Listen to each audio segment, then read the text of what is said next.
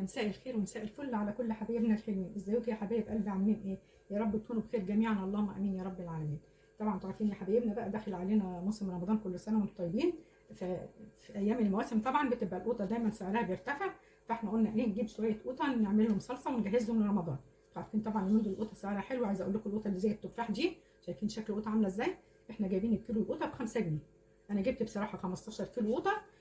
قلت اشيل منهم، ركنت منهم على رف في قلب طبعا علب الحفظ في الثلاجه، ركنت حوالي 6 كيلو، والباقي قلت اعمل لهم صلصه واجهزهم لرمضان. اهم حاجه يا حبايبنا ان انتم لما تيجوا تشتروا القوطه، شايفين القوطه عامله ازاي؟ تجيبوا القوطه الكبيره، ما تجيبوش القوطه الصغيره اهي، وتكون القوطه حمراء وزي ما شايفينها كده يا حبايبنا، وتكون القطايه جامده، ما تكونش القطايه طريه. شايفين القوطه عامله ازاي اهي؟ القوطه الصغيره بيبقى كلها قشر، فاحنا عايزين القوطه بتاعتنا نستفيد بكميه صلصه منها كبيره. ايه رايكم؟ شويه قوطه زي العسل، بسم الله ما شاء الله. هنقول لكم الاول احنا هنعمل ايه. بسم الله الرحمن الرحيم. انا بحب بصراحه القوطه لازم تتشكل كويس قوي. نبدا كده نفتح عليها الميه اهي، بسم الله الرحمن الرحيم. طبعا يا حبايبي واحنا بنغسلها بنبدا نشيل الورده اللي عليها اهي، هتتغسل كده كلها بالطريقه دي. شايفين؟ طبعا بتفتحوا عليها الميه جاريه اهي، وتبداوا تشيلوا الورده اللي من فوق. بخلص كده كل غسيل القوطه بالطريقه دي وارجع له. ادي كده يا حبايبنا اهو غسلنا القوطه غسله كويسه وشلنا الورده اللي عليها. وطبعا كالعاده عصافير الحلوين بيقولوا لكم صباح الخير. هنبدا بقى الاول نبدا نشيل الجزء اللي هو من فوق الاخضر ده. شايفين اهو؟ دي حته صغيره كده بنشيلها اهي، وهنبدا نقطع القطايه كده بالنص كده وكده اهو، ما توصلوش في التقطيع للاخر زي ما انتم شايفين كده اهو يا حبايبنا. بصوا اهي، اهي باينه كده اهي. بسم الله الرحمن. طبعا بقى معايا الحله بتاعتنا اللي احنا هنشتغل فيها على طول اهي. بسم الله الرحمن الرحيم. سمي كده الاول كده ونصلي على سيدنا محمد وعلى اله وصحبه اجمعين، عشان ربنا كده يبارك لنا في كل حاجه. بسم الله الرحمن الرحيم. شايفين اهو يا حبايبي؟ بصوا اهي، كل قوطه انا بعملها بالطريقه دي، ما توصلوش للقوطه للاخر اهي. تاخدوها كده من النص اهي. بسم الله الرحمن الرحيم. شايفين اهو؟ كل القوطه هنعملها بالطريقه دي. شايفينها يا حبايبنا اهي؟ هخلص كده كل القوطه وارجع لكم وهقول لكم احنا عملناها كده ليه. بصوا يا حبايبنا كده ميزه ان احنا لما بنشتري القوطه حمراء ما بيكونش بتحسوا، بنيجي نشيل العنق اللي في النص ده. عصافيري طبعا معانا لازم نشاركوا اي فيديو. بصوا اهو لما بنيجي نشيل العنق ده، بصوا القطايه من جوه حمراء، العنق نفسه شايفين شكله ايه؟ العنق نفسه احمر. غير لو احنا جبناها مخضره شويه هتلاقي نص القطايه من هنا اخضر، ونيجي نسبك القوطه تبقى كيس القوطه نفسه لونه مش محمر. شايفين القوطه طالعه زي الفل؟ القوطه بسم الله ما شاء الله اهي، القوطه عامله زي التفاح اهي. اخلص كده كل القوطه وارجع لكم. كده يا حبايبنا بعد ما خلصت القوطه انا بحطها على الشعله اللي هي المتوسطه على اللي في البوتاجاز، بس بتكون الشعله بتاعتها عاليه. بيكون ما بحطهاش بصراحه على اللي هي العاليه قوي، بحطها هنا على الشعله الوسط وبتعلوا النار بتاعتها. نبدا كده اهو الاول تشكيل القوطه بسم الله ما شاء الله. هنقول لكم بقى دلوقتي ايه الاضافات اللي احنا هنضيفها. اول حاجه طبعا بنحط السكر اللي هي الماده الحافظه. بسم الله الرحمن الرحيم. انا بحط كده دول هم تقريبا حوالي ممكن 8 كيلو او اكتر من 8 كيلو. هبدا احط عليهم معلقتين سكر كبار، وهنزل عليهم اللهم صل على النبي بمعلقه ونص ملح. ادي اول معلقه، وادي كده نص معلقه ملح. ضفنا حبايبنا كده الملح اللهم صل على النبي والسكر زي ما انتم شايفين كده. دي نص كوبايه ميه هنبدا نضيفها عليها اهي، وهبدا بقى كده اغطي.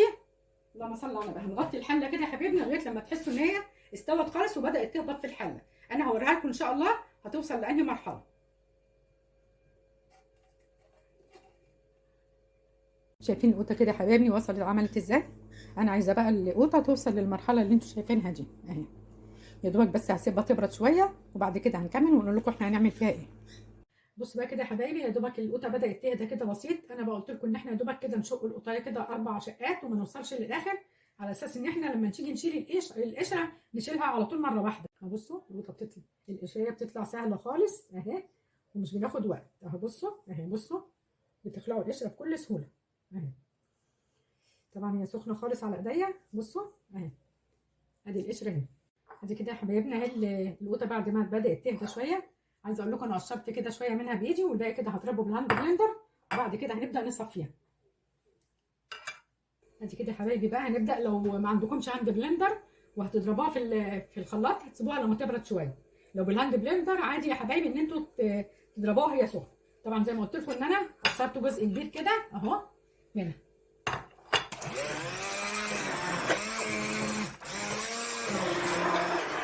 بعد ما ضربت كده الجوز حبيبنا كده بالهاند بلندر، هبدا بقى كده اصفيها. المصفى دي على فكره سلك عشان ما تفتكروش ان هي بلاستيك والقوطه سخنه، لا المصفى دي يا حبايبنا دي سلك. هبدا بقى كده اخد من القوطه ونبدا نصفي فيها. بسم الله الرحمن الرحيم. عايزه اقول لكم طبعا كميه القشر اللي احنا طلعناها دي بتسهل ان احنا لما نيجي نصفيها ما تاخدش معانا وقت.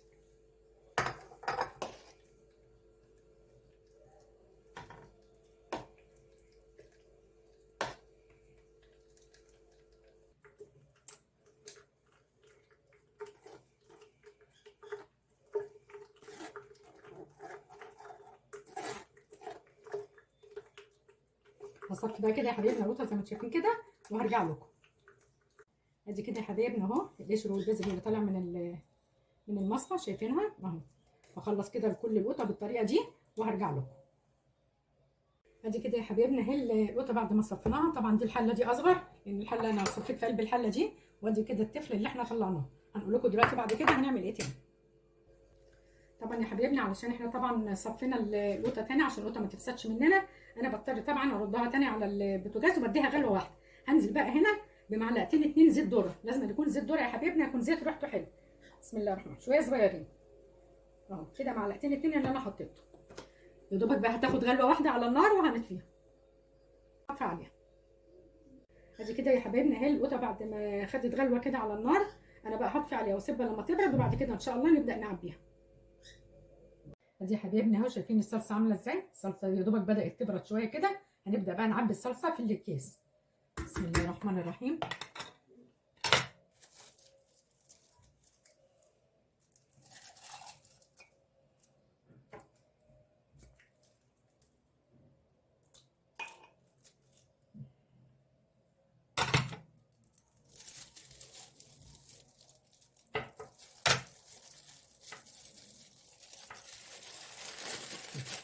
بقى يا حبايبي على تبع الاكله اللي انتوا بتعملوها، تعملوا كيس صغير تعملوا كيس كبير، دي حاجه بقى بترجع لكم.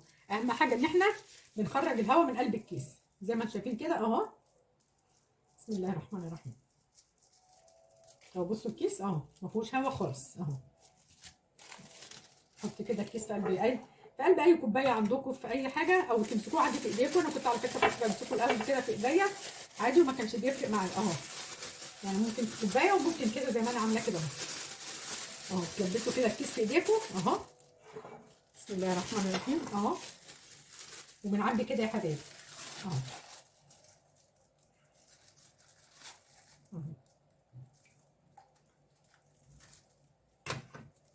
وبنبدا نخرج الهواء من قلب الكيس. ننزل الصلصه كده اهو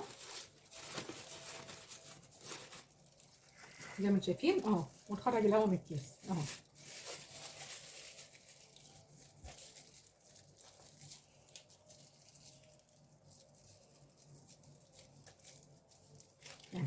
مفيش خالص الكيس، مفيهوش ولا اي هواء خالص. هعبي بقى كده كل الكيس كلها بالطريقه دي زي ما شايفيننا كده. وانا شايفه ان الطريقه دي اسهل كمان من طريقه الكوبايه اهي. بسم الله الرحمن الرحيم اهي. الكيس زي ما قلت لكم كده بتلبسوه كده في ايديكم اهو اهو. والكميه اللي انتوا عايزينها انتوا اللي بتحطوها في الكيس اهي.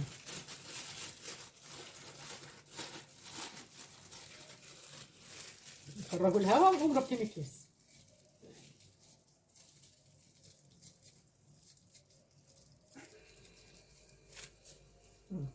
هعبي كل الاكياس بالطريقه دي وارجع لكم. ادي كده يا حبايبنا اهي الصلصه بعد ما عبيتها في الاكياس زي ما شايفينها كده عملنا كميه كويسه الحمد لله. عايزه اقول لكم يا حبايبي لازم طبعا تعبوا الصلصه وهي في الاكياس، لازم تكون الصلصه بارده.